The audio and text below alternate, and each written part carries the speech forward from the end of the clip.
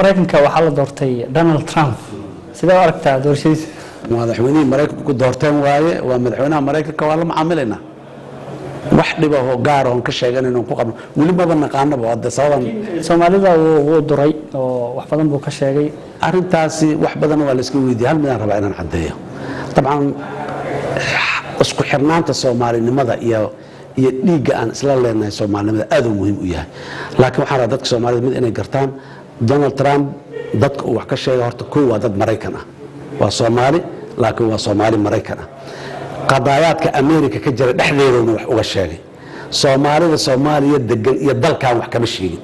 waxna kama dhigin oo adigu mas'uul ka tahay oo aniga mas'uulka ka ahay kuwaasna Soomaalinimadan mas'uul uga ahay laakiin Soomaalida wax ka sheegay kuwa Hispaniga wax ka sheegay kuwa madowga wax ka sheegay hawshaas hawl oo Mareykanka dhexdiisa ka jirto dadka Mareykanka ah oo Soomaalida dhalashada originkooda laakiin Mareykanka ah ay khusayso waay kuwa Mexico ka tagay kuwa Venezuela ka tagay kuwa Carabta ka tagay kuwa dalalka Islaamka ka yimid dhammaa yaa arintaas marka waa arin Mareykanka u gaar ah shacabkaasi wax ka sheegay shacab Mareykan ahaanuna wax uga sheegay Soomaaliya degan oo jamhuuriyaddan ku nool muwaadiniinta Soomaaliya wax ka mawsheegay laakiin xiriirka Soomaaliya iyo Mareykanka ka dhaxeeya ma laga yaabaa inuu isbedel ku dhaco Donald Trump ma rajeynayno inuu si hagaago oo si qurxonaado baan rajeynayna hadii